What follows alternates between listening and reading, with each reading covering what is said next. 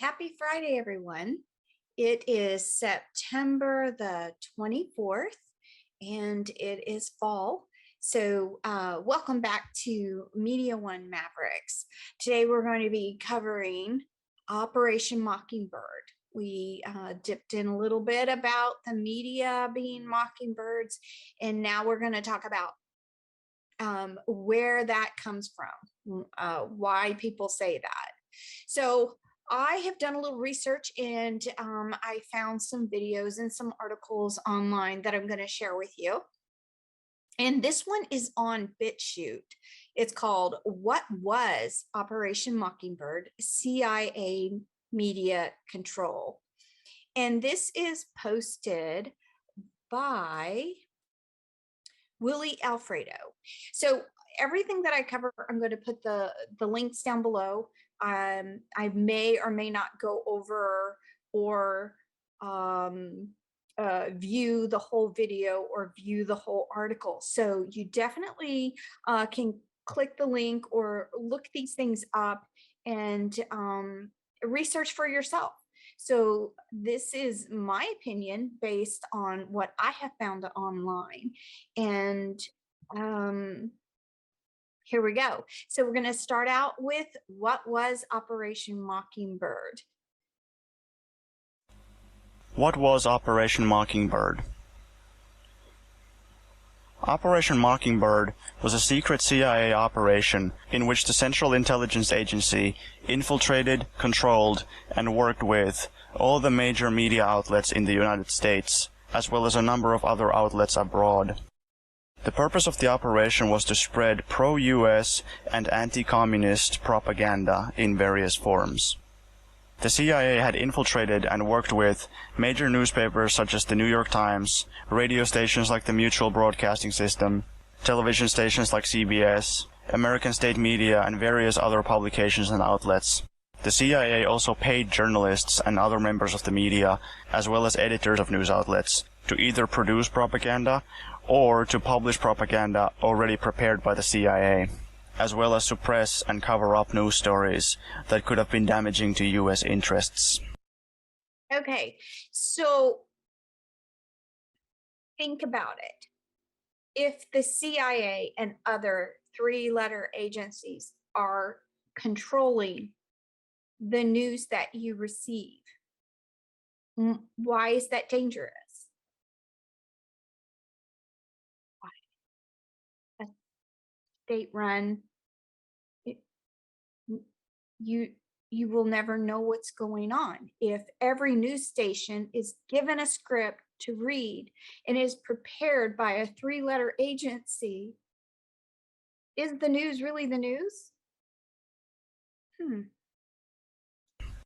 Quote, among the executives who lent their cooperation to the agency were William Paley of the Columbia Broadcasting System, Henry Lewis of Time Incorporated, Arthur Hayes Sulzberger of the New York Times, Harry Bingham Sr. of the Louisville Courier-Journal, and James Copley of the Copley News Service.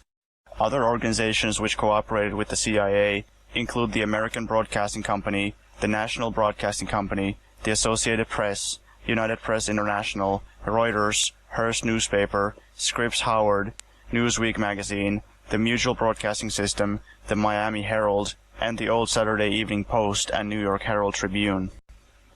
By far the most valuable... Okay, wow.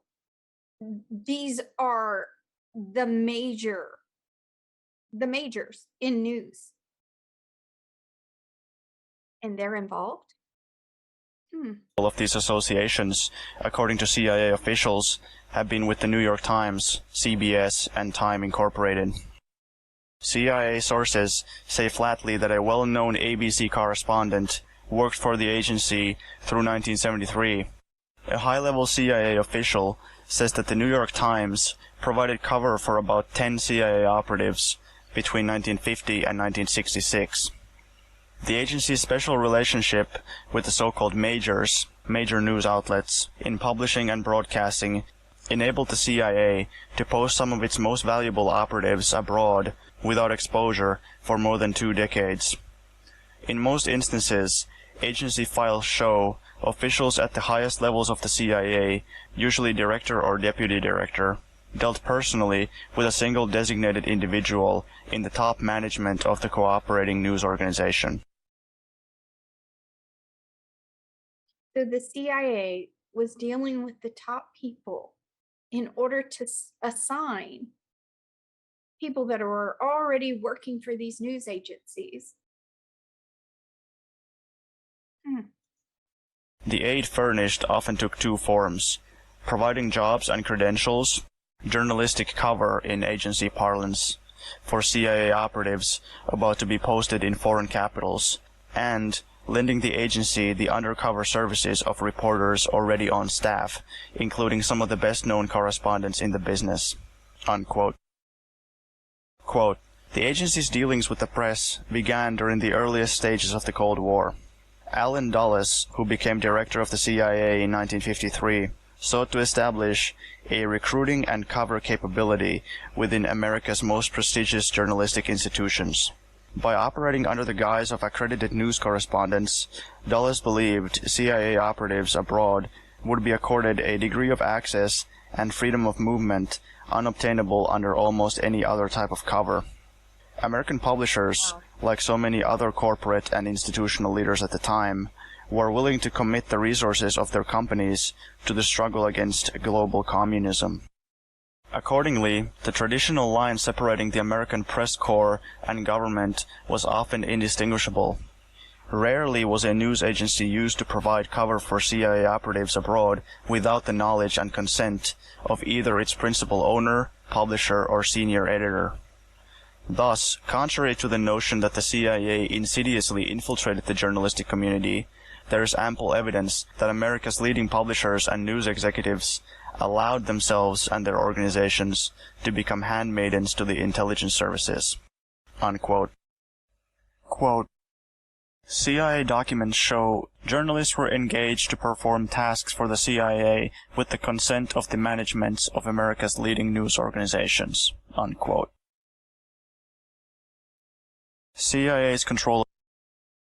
Okay, we're going to stop it there. This is a lengthy video. It goes on for another 15 minutes or so. But the link will be below. So check it out. Listen to the rest of it. What was Operation Mockingbird, CIA media control? And think for yourself, is this still going on today? Well, let's explore that. Here is an article by allthat'sinteresting.com, and the article is titled "Inside Operation Mockingbird, the CIA's Plan to Infiltrate the Media." Operation Mockingbird was an alleged CIA project that recruited journalists to write fake stories promoting government ideas while dispelling communist ones. So this picture is from the 1970s during a meeting of the church committee. And Church was the guy that headed up the committee. That's why it's named his church committee. The name of the article is "A Student Group Concedes It Took Funds from the CIA." So if they concede that they did it, it's sort of like they confirmed that they did it. They took funds, but why? That was the front page headline of a February 14th, 1967 edition of the New York Times. The article was one in a slew of articles published at the time in relation to something called Operation Mockingbird. What was Operation Mockingbird? It was an alleged large-scale project undertaken by the CIA beginning in the 1950s, in which they recruited American journalists into a propaganda network. Kind of sounds like what's going on today. The recruited journalists were put on a payroll by the CIA and instructed to write fake stories that promoted the views of the intelligence agency. Student cultural organizations and magazines were allegedly funded as fronts for this operation. Allegedly. Doesn't mean it didn't happen. Operation Mockingbird extended later on in order to influence foreign media as well. I think they still do that. Frank Wisner, the director of the Espionage and Counterintelligence Branch, spearheaded the organization and was told to concentrate on propaganda economic warfare, preventative direct action, including sabotage, anti-sabotage, demolition, evacuation measures, subversion against hostile states, including assistance to underground resistance groups, in support of indigenous anti-communist elements in threatened countries of the free world. Okay. That sounds like a lot. Journalists were reportedly blackmailed and threatened into this network. So you may be wondering, why would anybody go along with anything? Right here. It was reported that they were blackmailed and threatened. Reportedly. Allegedly. The CIA's financing of independent and private organizations wasn't just meant to create favorable stories. It was also a means to covertly collect information from other countries that were relevant to America's national security.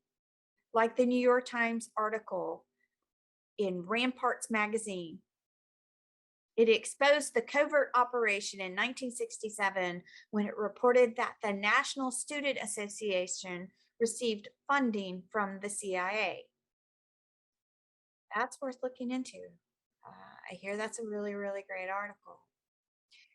A 1977 article in Rolling Stone written by Carl Bernstein was titled "The CIA and the Mafia." Bernstein said in the article that the CIA has secretly bankrolled numerous foreign press services, periodicals, and newspapers, both English and foreign language, which provided excellent cover for CIA operatives. Why is that bad? I don't know. You need to decide for yourself. Is this a good thing or is this a bad thing? Is it going on now? These reports led to a series of congressional investigations done in the 1970s under a committee that was set up by the U.S. Senate and named the Church Committee. The Church Committee investigations looked into the government operations and potential abuses by the CIA, the NSA, the FBI, and the IRS. So when people talk about the three-letter agencies, they're talking about these and more. In 2007, around 700 pages of documents from the 1970s were declassified and released by the CIA in a collection called the Family Jewels. The files all surrounded the investigations and scandals pertaining to agency misconduct during the 1970s. Okay, 700 pages declassified. There was only one mention of Operation Mockingbird in these files, in which it was revealed that 2 American journalists were wiretapped for several months. I heard that it was called Project Mockingbird, that was, but do your own research and see. So declassified documents show that this type of operation occurred. It was never officially confirmed as the title Operation Mockingbird. Thus, it has also never been officially discontinued. If it wasn't confirmed, how can they discontinue? How can they? All right. So that is for you to decide. The link will be down below. So this is a video. I found it on BitChute It's called Operation Mockingbird, the CIA's plan to infiltrate the media operation. This is posted by RedPill Dealer.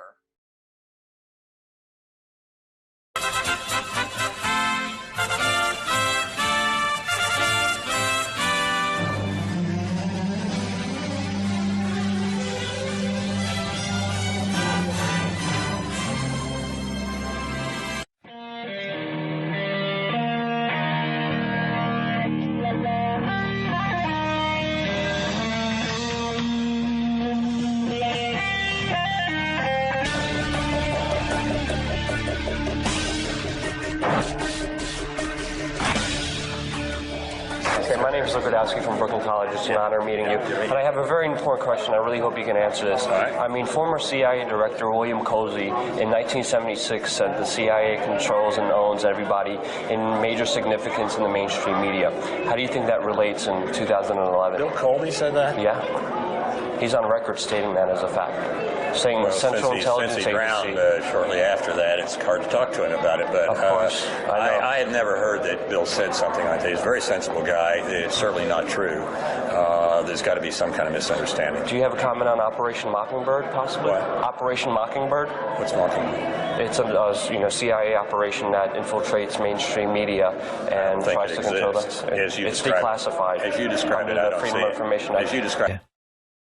This great image problem led America's Nazis into initiating Operation Mockingbird, an ongoing policy of using the colossal wealth they were now amassing from drugs and weapons sales to buy up as many TV and film companies, newspapers, and local and national radio stations as they could lay their hands on, to the point where by the 1970s they were proudly boasting that everyone of any significance in the media is CIA. Do you have any people being paid by the CIA who are contributing to a major circulation American journal? We do have people who submit pieces to American journals. Do you have any people paid by the CIA who are working for television networks? This, I think, gets into the kind of getting into the details, Mr. Chairman, that I'd like to get into in executive session. Virtually. Okay, it was a yes or no question. You think this stuff doesn't go on now? Really? You think these news people on TV are just running out and doing their own stories? No, they're given a script. They're handed a script, but by who? Where's the script coming from? Every well-known journalist, newspaper editor, and television presenter became a secret CIA agent, as did many entertainers and film stars. The question now was how best to use trusted public figures like Walter Cronkite. And this was how the first investigative documentaries about the Kennedy assassination came to be made. It will come as a terrific shock to those who have sought truth and solace in these many films, feature articles, and TV specials, to learn that every last one of them, including Oliver Stone's JFK, was actually produced by the CIA. It's a truth you'll never hear on NBC or BBC. At CBS, we had been contacted by the CIA. As a matter of fact, by the time I became the head of the whole News and Public Affairs operation in 1954, ships had been established, and I think it was entirely in order for our correspondents at that time to make use of CIA agent chiefs of station and other members of the executive staff of CIA as sources of information which were useful in their assessments of world conditions. Would you say that continues today? Well, I would think probably for a reporter it would continue today, but because of all of the revelations of the period of the 1970s, it seems to me that a reporter's got to be much more circumspect in doing it now, or he runs the risk of at least being looked at with considerable disfavor by the public. I think you've got to be much more careful about it. Look at this. You got to be much more careful about it.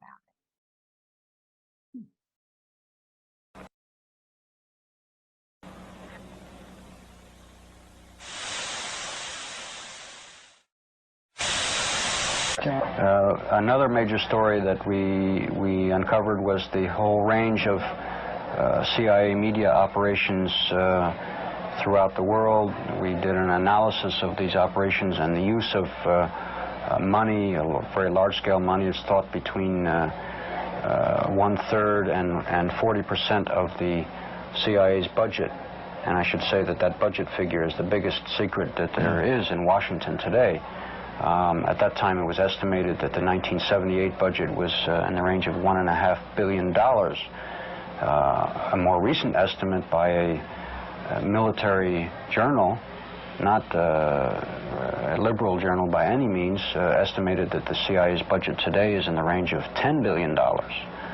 At any rate, this analysis that we made of the CIA's media operations disclosed, among other things, that they deliver through CIA couriers ready to print or ready to broadcast news, and I put that in inverted commas, which is used by the media. And this is created by the CIA. How often does the CIA manipulate the media in this way, plant stories, get their views in the media? Is this fairly common as a modus operandi for the CIA? It goes beyond your, in the course of the past 30 years, it goes beyond your wildest imagination, the extent to which the CIA has gone to manipulate public opinion. If you include the MH Chaos program, which was a $1 billion program of setting up proprietary companies, setting up student organizations so they could draw radical students in and do every kind of duplicitous manipulation of national student movements, press, propaganda, labor, extensive formation of labor unions, funding of major labor unions, with the objective essentially of manipulating the mind and attitudes of workers throughout the nation and the world. This was the essential tool that they used to destabilize Chile and overthrow Allende. Was, of course, making the economy scream, getting to the military officers, but it was essentially the truckers' union that finally brought the country down and justified, quote, justified Pinochet's takeover of power. 5,000 university professors they've co-opted. This is Church Committee revelations. I'm not making this up. It's in print. Church Committee's revelations. 5,000 university professors co-opted to help the CIA manipulate people's 5,000? minds. 400 journalists in the U.S., including big-name journalists. Now, that's a big chunk of the prominent journalists co-opted to function routinely to help the CIA put out its stories and biases to the world. It's a truth you'll never hear on NBC or BBC. If George Orwell was still alive today, and he was asked to comment upon all the significant political events of the last decade, it's quite likely he would simply restate the Orwellian definition of totalitarianism, to wit, a society living by and for continuous warfare, in which the ruling caste have ceased to have any real function but succeed in claim to power through force and fraud, and then ask whether this sounds like the world we live in. Good afternoon. Thank you for coming. Today it is my honor to announce that I'm submitting the name of Donald Rumsfeld to be Secretary of Defense. I'm not saying with certainty that the Russians are coming. I'm saying the trends are here. I'm not saying the Russians are 10 feet tall. I'm saying they used to be 5'3". They're now 9.5, and they're growing.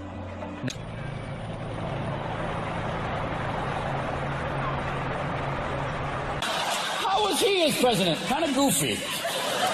Really, he waved at Stevie Wonder. What the fuck? Like, wow. The rich would much rather we didn't think at all.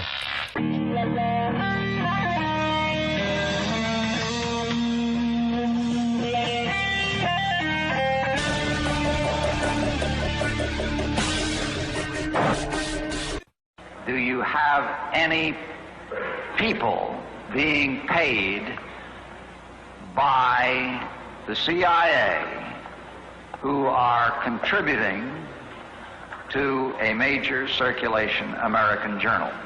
We do have people who submit pieces to American journals. Do you have any people paid by the CIA who are working for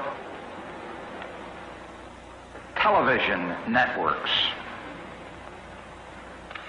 This, I think, gets into the kind of getting into the details, Mr. Chairman, that I'd like to get into in executive session.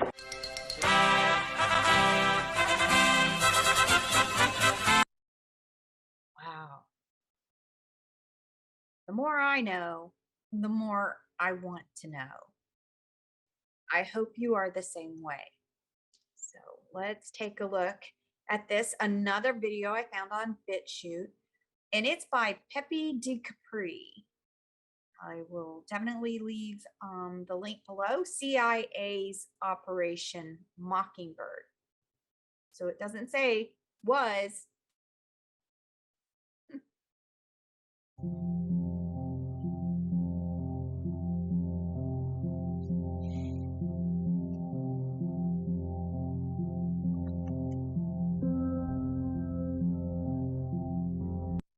Okay, so what this says is CIA's Operation Mockingbird. We'll know our disinformation program is complete when everything the American public believes is false. This is in quotes by William J. Casey, Director of Central Intelligence. That's quote. There's no question about the fact that Mockingbird is real. It started out paying journalists in major media, Pulitzer Prize-winning journalists, to print fake stories that the CIA wanted in the press and fake interviews. And this was revealed in the Church Committee. Do you have any people being paid by the CIA who are contributing to a major circulation American journal? We do have people who submit pieces to American journals. And of course, then the CIA destroyed the rest of the files, which is what they do. George H.W. Bush came out and finally made the statement about Mockingbird. Well, we're going to officially stop the Mockingbird program. The CIA will no longer pay journalists to write stories. From now on, the program is voluntary, which means Mockingbird continues today. When's the last time you've seen a mainstream media outlet do a serious investigative report on the actions of the CIA? There's a reason for that. This would mean that the CIA could manipulate the news in the United States by channeling it through some foreign country. And we're looking at that very carefully. Would you say that continues today? Well, I would think probably for a reporter it would continue today, but because of all of the revelations of the period of the 1970s, it seems to me that a reporter's got to be much more circumspect in doing it now, or he runs the risk of at least being looked at with considerable disfavor by the public.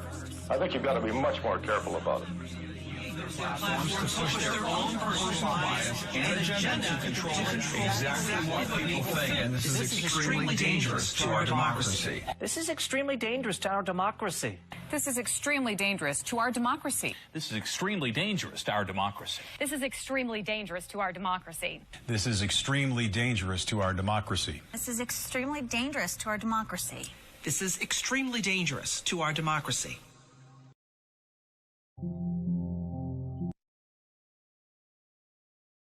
We are not a democracy. We are a republic, and it is extremely dangerous if we are being fed lies instead of the truth.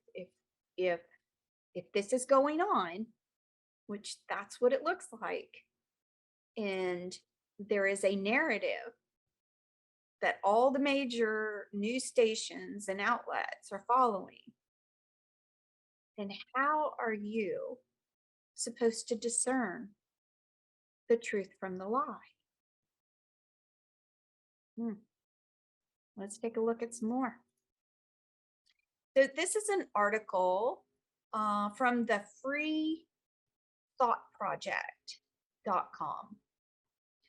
And it is an article about a 60 Minutes interview with Julian Assange, where this article says, I just received confirmation from 60 Minutes that a piece on Julian Assange will air Sunday night. He will be the only person featured, Crowley wrote. 60 Minutes assures me that they raised a number of questions and concerns we planted with them during the course of the interview. Who was Crowley? The Assistant Secretary of State for Public Affairs, Philip J. Crowley. This is a great article. I hope you'll click the link and read this article. So this is a video I found on notjustonevoice.com, and it has to do with sort of current events today. So when the lockdowns occurred, all of a sudden you heard how Amazon is rescuing us and saving the day and what they're doing.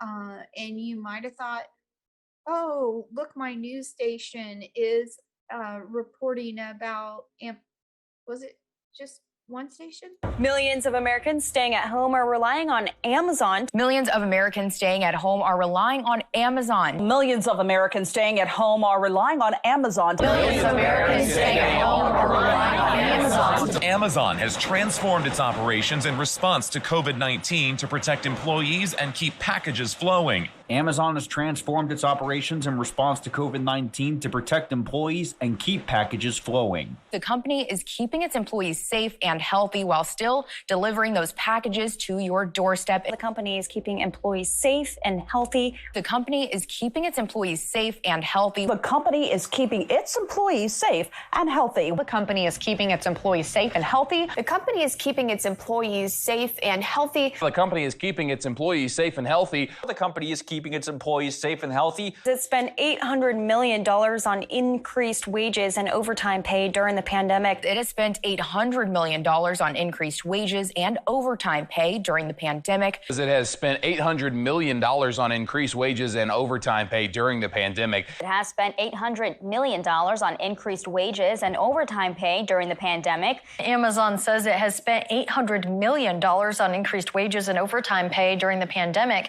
Every single one of Amazon's workforce of nearly 1 million people has played a critical role in making these changes happen. I hope that they feel that passion that we have for safety, so they can stay safe and healthy while you do too.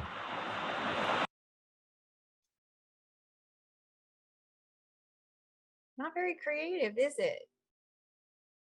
These people get a paycheck.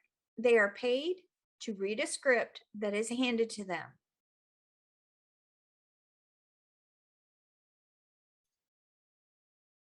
Okay, so on BitChute, I found this video from Flow State. And again, the link will be below for all these things. Tucker Carlson caught off guard by guests, Operation Mockingbird explanation. If you go and Google, and I hope your viewers do, Operation Mockingbird, what you will find is that during the Cold War, these agencies used to plot about how to clandestinely manipulate the news media to propaganda to the American population. They used to try and do it secretly. They don't even do it secretly anymore. They don't need Operation Mockingbird. They literally put John Brennan, who works for NBC, and James Clapper, who works for CNN, and tons of FBI agents right on the payroll of these news organizations. They now shape the news openly to manipulate and deceive the American population. So if you're an American wondering what foreknowledge and involvement did the FBI have in January 6th, if you go and listen to those networks, you're going to get lies, because the only people they're asking are people who are serving those agencies and acting to disseminate disinformation. That's what those outlets are. Man, that is shocking to me. Glenn Greenwald, I appreciate your coming on tonight. Thank you very much. Good to be with you, Tucker. If you go and... That's shocking to Tucker? No, come on. He's been in the business long enough. If this is shocking to him, and I used to think this face was funny, how he would do this to people, act shocked. This is not shocking to him.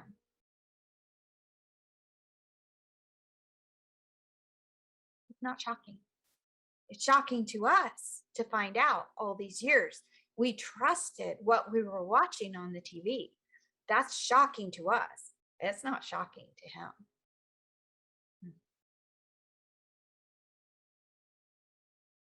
Okay, so the Corbett report, how the CIA plants news stories in the media.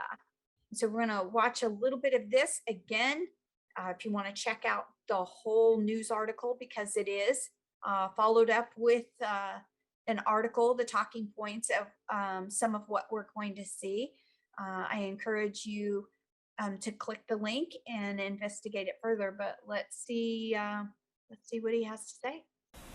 What is even more disturbing than the agency's whitewashing of its own history and methods in works of fiction, however, is the less closely examined relationship of the CIA to the news media.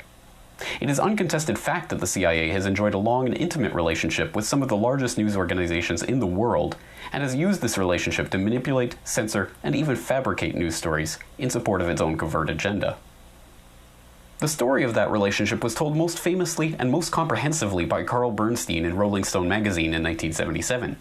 In his landmark article entitled The CIA and the Media, Bernstein outlined the history of the agency's use of assets in the news media from the 1950s through the 70s. The ties between the intelligence community and the news organizations were formalized at the highest levels of management and ownership, and included, according to Bernstein, cooperation with media tycoons like Arthur Hayes Sulzberger of the New York Times, Henry Luce of Time Inc., and William Paley of CBS. Toward the end of his career, Sig Mickelson, the head of CBS News in the 1950s and the man credited with launching the career of the most trusted man in America, Walter Cronkite, admitted that CBS News worked closely with the CIA. At CBS, we had been contacted by the CIA. Okay, so we've seen a couple times now Sig Mickelson from CBS, this same interview, but this video goes on for another 10 minutes or so, and it's very interesting information. We're not going to watch the whole entire video, but I encourage you, look through it, watch it for yourself, use your own discernment, use your own judgment. So we're gonna end this video with more current type events. And so why is all of this important? Like, why do we need to know that this is going on? Is it in our best interest that this type of operation existed, maybe does exist, does it still exist, and how can it be harmful to us? That's what you need to think about. Is it harming what we know and what we don't know? So this video, and it's a quick little thing, Operation Mockingbird, the vaccine shot edition.